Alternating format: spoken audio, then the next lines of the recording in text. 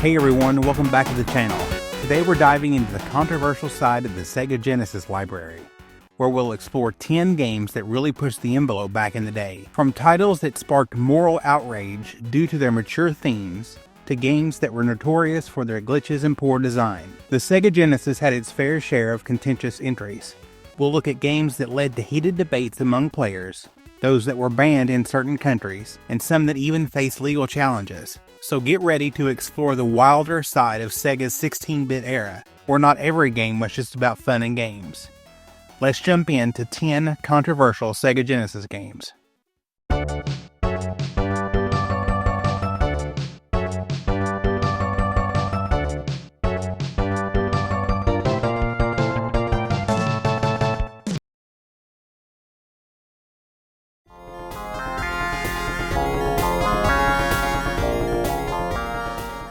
Splatterhouse 2 released for the Sega Genesis in 1992 and became a lightning rod for controversy due to its intense violence and graphic content, which was quite shocking for the time. The game follows the story of Rick, who dons a haunted mask to rescue his girlfriend from a mansion filled with grotesque monsters. The level of gore and brutality with scenes involving decapitations, dismemberments, and blood splatters were unprecedented on home consoles.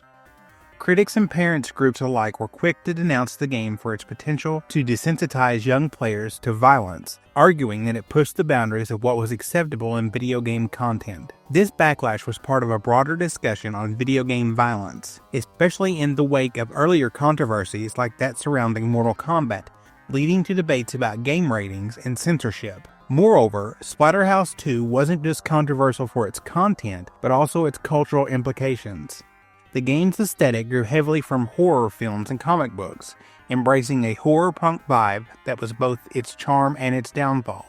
Some argued that the game's depiction of violence was not just gratuitous, but could also be seen as commentary on the horror genre itself, perhaps even an artistic expression. However, this perspective didn't sit well with everyone, especially those concerned about the influence of media on youth. The game's marketing, which leaned into its shock value with bold advertisements and cover art, further amplified these concerns. While Splatterhouse 2 found fans who appreciated its raw, unapologetic approach to horror gaming, it also became a focal point for discussions on the ethics of video game content, the right to artistic freedom in gaming, and the responsibilities of game developers toward their audience.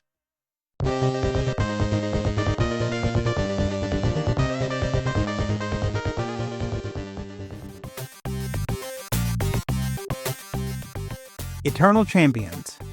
Released for the Sega Genesis in 1993, stirred controversy not for violence or gore, but for its approach to character diversity and historical representation. The game's premise involved a tournament where warriors from different eras of history were resurrected to compete for the title of Champion of Eternity. Each character was designed to reflect their historical period, from the prehistoric caveman, Larson, to the futuristic Mitchell.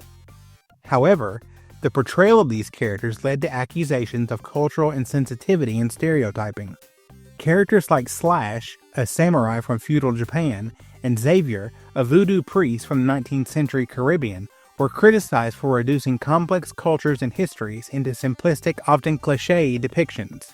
This sparked debates about how video games handle cultural representation, especially in games aimed at a broad audience, highlighting the fine line between educational content and offensive stereotypes. Moreover, the way Eternal Champions handled gender roles didn't escape scrutiny. The game featured only one female character, Jetta, an assassin from the Renaissance era, whose design and backstory were seen as some as reinforcing gender stereotypes. Jetta was portrayed with a more revealing outfit compared to her male counterparts, and her narrative revolved around a betrayal and revenge, potentially echoing tired tropes about female characters. This aspect of the game prompted discussions on the representation of women in video games at a time when the industry was already facing criticism for its portrayal of female characters. While Eternal Champions was innovative in its time for its narrative depth and character backstory, the controversies surrounding its representation of history, culture, and gender made it a significant case study in the ongoing conversation about inclusivity and sensitivity in game design.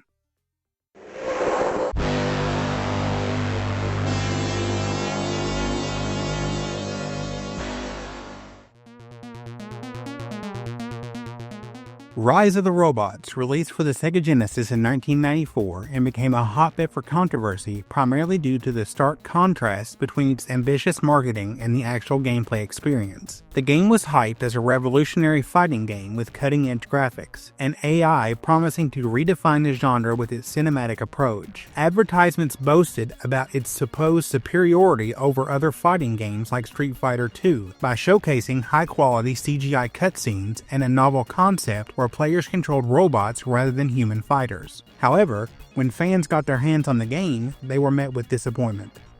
The gameplay was clunky, the controls were unresponsive, and the AI was far from the advanced system promised, leading to accusations of false advertising and one of the most notable cases of hype not matching reality in video game history. The controversy was further fueled by the game's development and release process. Rise of the Robots was developed by M.U.S.H.A Technologies and pushed by Time Warner Interactive, and there were reports of rushed development to meet market demand, which might explain the disparity between the game's promise and delivery. Critics and gamers alike felt misled, especially after the game received numerous awards and accolades in previews that didn't reflect the final product. This incident sparked a broader conversation about the ethics of marketing in the video game industry, the impact of pre-release hype, and how it can set unrealistic expectations. While Rise of the Robots is occasionally remembered for its groundbreaking graphics and unique premise, it's largely cited as a cautionary tale about the perils of overpromising in game development, serving as a reminder for developers to ensure their product lives up to its marketing claims.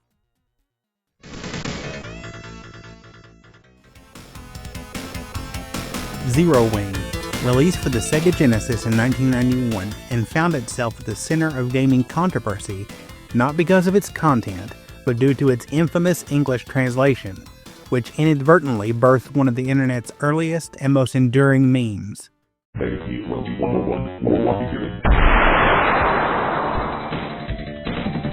What happened? Someone set up us the bug. We get signal. What? Main screen turn on. It's you. How are you, gentlemen? All your base are belong to us. You are on the way to destruction. What you say? You have no chance to survive, mate, your time. Ha ha ha.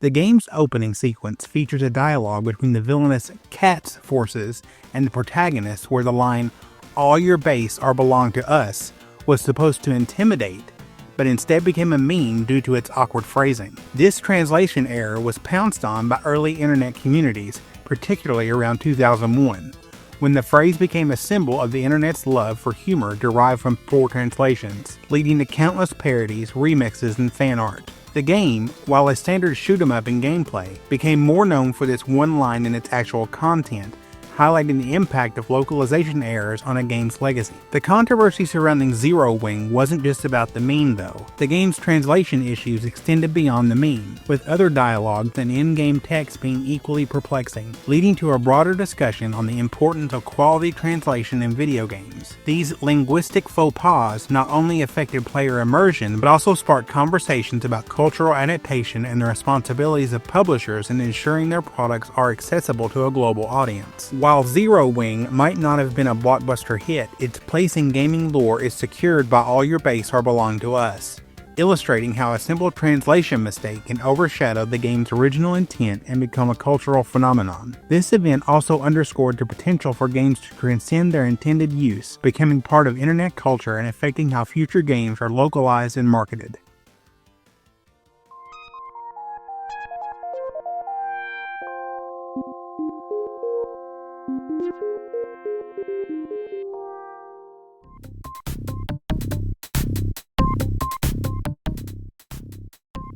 Ecco the Dolphin, released for the Sega Genesis in 1992, sparked controversy not for violence or adult content, but for its unique approach to gameplay and narrative, which some found unsettling for a game featuring dolphins. The game's story follows Ecco on a quest to save his pod from mysterious alien abductors, leading him through time and across various aquatic environments. The dark and somewhat esoteric narrative involving time travel, ancient marine life, and existential threats was a significant departure from the more straightforward, often cheerful themes of other platformers at the time. This darker tone led to debates over whether such themes were appropriate for younger audiences, with some parents and reviewers expressing concern about the potential to frighten or confuse children with its surreal, sometimes apocalyptic scenarios. Moreover, the gameplay mechanics of Ecco the Dolphin were also a point of contention. Unlike most games where the player could easily navigate and understand controls, Ecco required players to master dolphin-specific movements like echolocation, which was innovative but also challenging. The difficulty curve, combined with the game's lack of clear guidance, led to frustration among players expecting a more traditional gameplay experience. Critics argued that the game's high difficulty could lead to player alienation, especially for those not accustomed to the intricacies of underwater navigation and puzzle solving in such an abstract environment. While Ecco the Dolphin was praised for its originality and environmental storytelling, these elements also made it a point of discussion regarding game design, accessibility, and the balance between challenge and enjoyment, shaping conversations about how narrative depth and gameplay complexity should be tailored for different audiences. 16-bit arcade graphics. Before we move on with our list, I'd love to know what you think so far. Sound off in the comments below if you're enjoying this video. And while you're down there, be sure to hit the like button. It helps out more than you know. And be sure to subscribe so you don't miss any upcoming videos. Okay, back to the list.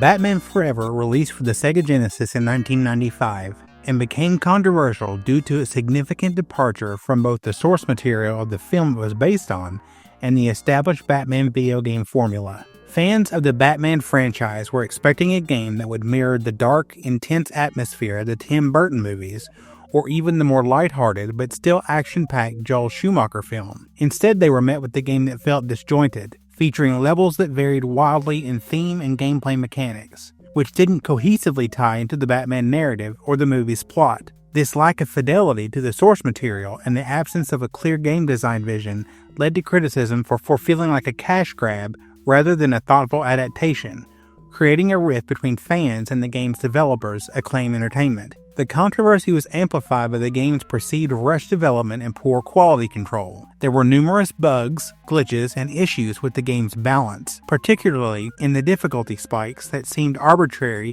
rather than a part of the intended challenge. The game's attempt to incorporate elements like puzzles and collectibles was well-intentioned, but executed in a way that confused players, leading to a frustrating experience. Moreover, the voice acting and sound effects were notably substandard, with many pointing out even the iconic Batman voice was not well represented. This led to discussions about the ethics of releasing games that were not fully polished, especially when leveraging such a popular franchise as Batman. Batman Forever for the Sega Genesis became a cautionary tale about the pitfalls of video game adaptations, highlighting the importance of quality, respect for the source material, and the expectations of fans in the gaming community.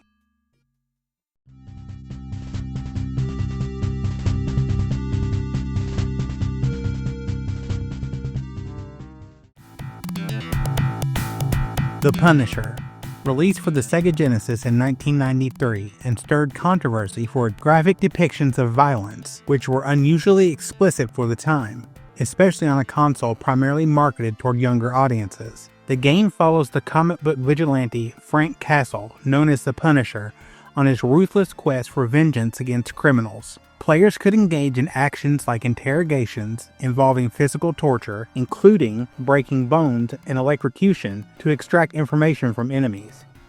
This level of violence, combined with the game's dark, morally ambiguous narrative, led to significant backlash from parents, educators, and some critics who argued that such content could desensitize players to real-world violence or promote vigilante justice. The game became a focal point in broader debates about the effects of video game violence on players, particularly children.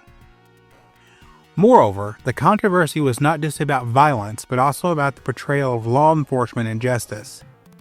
The Punisher presented a world where the protagonist operates outside the law, often killing rather than arresting criminals, which posed ethical questions about the glorification of vigilante justice. This was particularly contentious given the game's release during a period when discussions about crime, punishment, and the role of law enforcement were prominent in public discourse. Critics argued that the game's mechanics where the players were rewarded for brutality sent mixed messages about morality and justice. While The Punisher was lauded by some to its true-to-character adaptation and gritty storytelling, it also initiated conversations about the responsibility of game developers in depicting violence, the impact of media on perceptions of justice, and the need for content warnings or rating systems to guide consumer choices.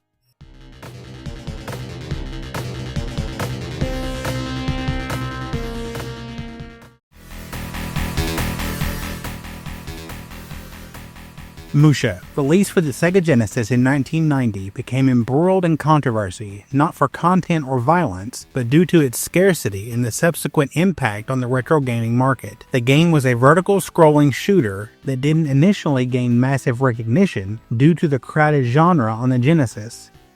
However, as years passed and the game's quality was rediscovered by retro gaming enthusiasts, M.U.S.H.A became highly sought after. Its rarity, especially in its complete form, led to an explosion in price, with original cartridges fetching hundreds of dollars. This situation reignited debates within the gaming community about the ethics of game collecting, the inflation of prices through artificial scarcity, and how this affects access to gaming history for new generations of players. Furthermore, M.U.S.H.A's controversy extended to the realm of game preservation and the legality of emulation. As the game became increasingly expensive and harder to find, some turned to emulation to experience this classic title.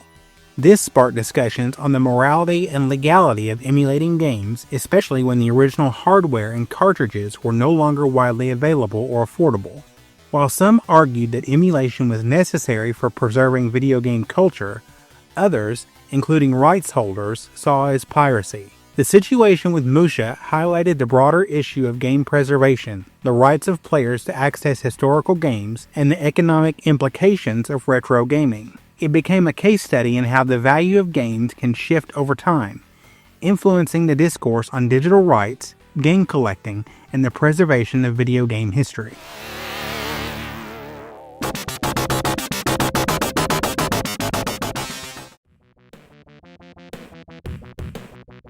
X-Men, released for the Sega Genesis in 1993, became a subject of controversy due to its depiction of racial and genetic themes, which are central to the X-Men comic series, but were handled with varying sensitivity in the game. The X-Men, as mutants, have always been an allegory for civil rights and discrimination, with characters often facing prejudice because of their genetic differences. However, the game's narrative and character portrayals sometimes simplified or misrepresented these complex issues. For instance, the game's plot where players fight to prevent the destruction of humanity by Magneto, while aligning with the comics, could be seen as reducing the nuanced debate over mutant rights to a straightforward good versus evil scenario. This simplification sparked discussions about how video games adapt and sometimes dilute the depth of social commentary found in their source material. Additionally, the game faced criticism for its technical limitations and gameplay mechanics, which were indirectly fed into the controversy surrounding its narrative.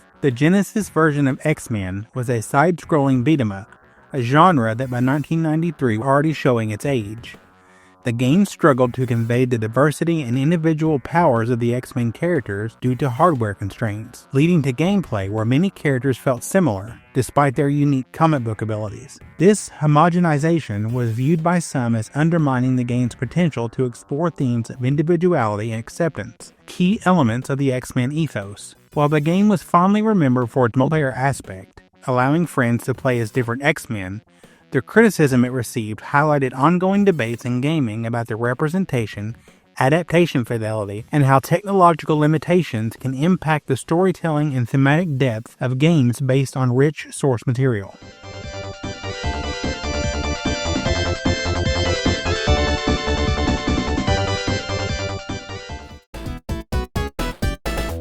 Sonic the Hedgehog 3, released for the Sega Genesis in 1994, and became controversial not just for its game mechanics or narrative, but due to the persistent rumors and eventual confirmation of Michael Jackson's involvement in the soundtrack.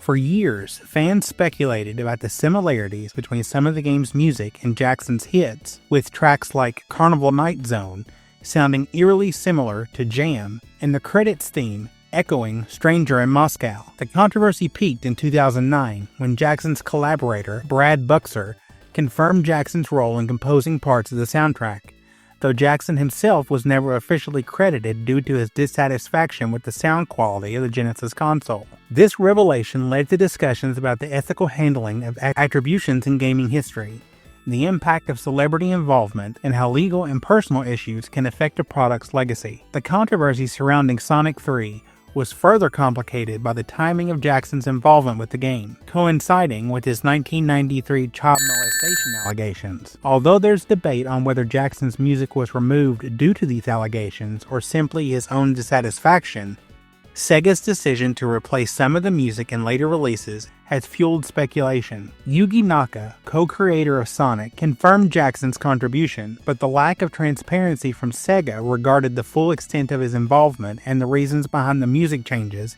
have kept the game under a cloud of mystery. This situation not only affects how fans perceive the game's history, but also raises questions about the intersection of art, commerce, and personal scandals in video game development, making Sonic the Hedgehog 3 a fascinating study in the complexities of game creation and legacy.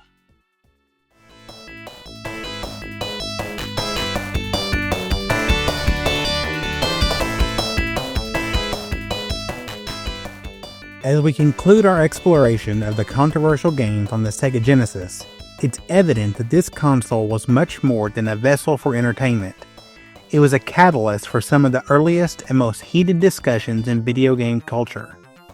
These games brought to the forefront questions about the limits of violence, the responsibility of developers in portraying cultural and historical figures, and the ethics of marketing. They challenged the norms of what video games could be, engaging players in debates about content suitability, player experience, and the societal impact of gaming. This period marked a significant shift toward greater scrutiny of game content, leading to the establishment of rating systems and a broader conversation on the role of games in society. Reflecting on these controversies, we see not just the pitfalls, but also the growth of an industry learning to navigate its influence. These games serve as a reminder of how video games can both reflect and shape cultural attitudes. They've taught us the value of sensitivity in storytelling, the importance of clear communication between developers and players, and the need for games to resonate with diverse audiences respectfully. As we move forward, these lessons continue to guide creators and players alike, pushing for games that not only entertain, but also contribute positively to cultural discourse. It's through understanding our controversial past that we can better craft the future of gaming, ensuring it's a space that's welcoming, thoughtful, and ever evolving. Hey everyone, thank you so much for watching. What are your thoughts about these Genesis games? Let me know in the comments below. I'll be honest, I personally never owned a Genesis, but my cousin had one. So the only time I was able to play one was when I went to my grandmother's house. And now looking back on it, I wish I had got one for myself, especially with all the iconic games associated with Genesis. Let me know your thoughts in the comments below or your favorite memories playing the Sega Genesis. I'd love to get a conversation started. If you liked this video, please leave a like. If you didn't, that other button seems to work pretty well too. If you would like to support the channel in a more personal way, please consider becoming a member or checking out the links in the description below. And if you're new here, please consider subscribing for a plethora of gaming-related content, including but not limited to controversial games. Thank you so much for watching, and I'll see you in the next one.